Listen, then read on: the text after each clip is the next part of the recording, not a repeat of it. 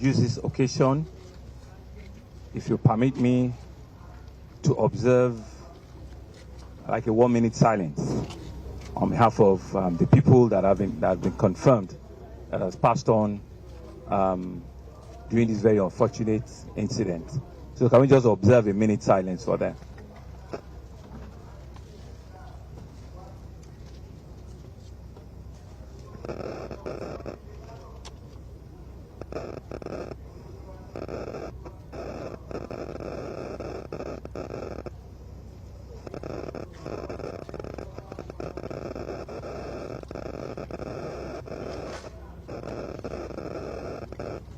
Okay, so may their gentle soul rest in perfect peace. So first, on behalf of the government of Lagos, we want to commensurate with those lives. You will remember that I was here 8 days ago, specifically on the 25th, on Christmas Day, to come and have a first-hand incident, observation of what was going on. This fire started around 5-6 p.m. on the 24th of December, and it was a working day in which we had, tens of thousands of people commuting all around here. From the report that I've gotten, 8 persons have been so far confirmed dead at this site. 5 were able to be identified. 3, unfortunately, because of the extent of the fire burn, we will need to do a DNA test to identify them. We've also, during the period, rescued about 13 persons, at different, times, at different dates on this. I'm aware that there's been several speculations around missing persons, and there's been several newspaper reports about some brothers or some sisters that are missing. And so what we've done is that we've created an active site here. We have LASEMA here, we have NEMA, Federal Emergency Agency, we have LAPCA, we have CBD, we have the police, we have DSS, we have every of our first responders are still active on site, and all of them are still here reviewing. So what we've done in the last 1 hour is I've gone round, I've gone to Shita Street, I've gone to Breadfruit, we're on Martins, and we've just gone around a 360 around this property, which history shows that it used to be called Great Nigeria Insurance Building. I have also received letter from some family claiming ownership of also the property. All of these are information that is coming to us. But this is what it is, and I'm looking at the media and I'm telling you straight. Even from a layman's view, from a non-professional assessment, you will know that this building and this entire area is completely distressed. We don't need any high-level reconfirmation, but we'll do it just so that also we can ascertain and certify ourselves. So we've asked material testing. I'm also aware that there are 1 or 2 other independent people that also want to come and do tests. But my advice is that this is still very, very unsafe site. Extremely, extremely unsafe site. And government will not shy away from taking its responsibility. We will not sit back and let people come and advise us or explain what we need to do. Like we said, life has been lost, and properties have been lost, and a whole lot of livelihood has been destroyed. The reasons, we are still investigating the reasons. But one of the things that I said when I came 8 days ago is that we know that there's been a lot of recklessness and there's been a lot of carelessness. Going around the back on Breadfruit Street into Shita, I counted well over 14 generators that are on 4 floors, on 5 floors, on 3 floors. I've seen buildings that have been built on top of building. Complete lack of regulation to what is called the essence of building codes and conformity with building regulations. All of that will still come, to that. But I just want to tell you that, this entire area, people have been completely, lawless. I saw shops that were actually built right next to transformers, which goes to show how people have been careless with their lives. because that's what we really can see.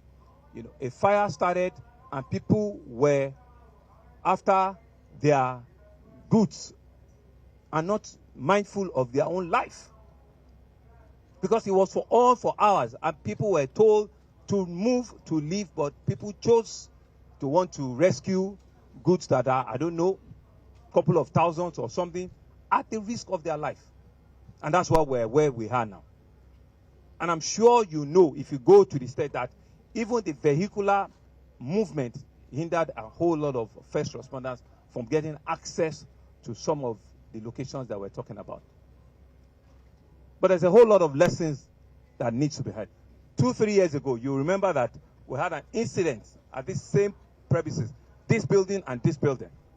If you remember 3-4 years ago, there has been, it's been rebuilt, right? And even the next one. And if you go to the back, there is still a lot of reckless behaviors.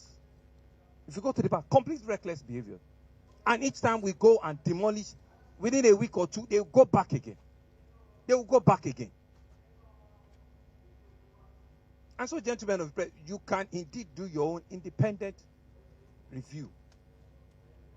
So what we're going to do, is apart from the very extensive committee work that we've done, because we've met with professionals, we've taken advice from companies, from professionals that can help us, advise us on what is the best mode of bringing down these buildings and the structures. There are lots of also unfit structures all around. If you go to the back, which you cannot get to, there's a whole lot there. And it's going to take a lot of resources, a lot of time, a lot of effort for us to be able to complete this place. So what you will see from immediately is that professionals will come in here. They will need to create level of clearance, because even for them, there has to be scaffoldings built around. We have to also be able to prepare the ground for the safety of people that will come and be working in this area. Excavators, bulldozers will need to be brought to site so that the safety of the professionals that will be working here also needs to be guaranteed. That's why we're still declaring that this whole area, 100 meters from this side, will remain shut. It will remain closed for buildings, for businesses. It doesn't matter how long it's going to take us to clean up a place, but it's going to remain closed. And I'm saying this to all of them. Because each time they refuse to comply, these are the things that you see. These are the effects of what you will see. That other building that came down, it was on 4 floors or 5 floors. They built additional 3 floors on.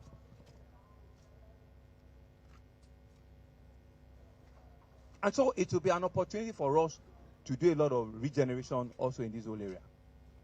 Right? And so we're speaking and we're talking to property owners. We're talking to whatever name they are, developers. Let them come forward, because it's not going to be that building alone.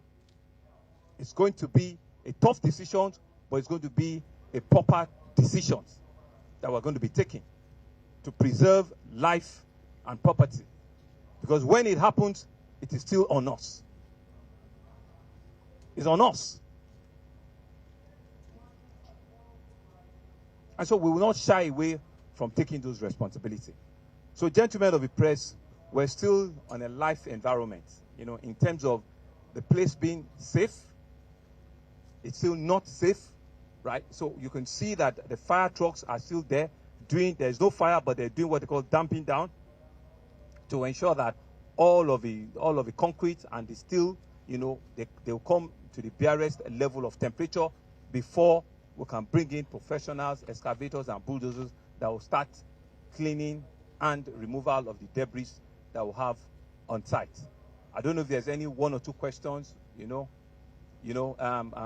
gentlemen of press. Under this canopy is also an help desk. Like I said, LASEMA is there, NEMA is there, LASEMBOS is there. People are taking inquiries and are taking information as into whatever step of support, that are required. So up to you if you have any question or any clarification that you want from me before we move on.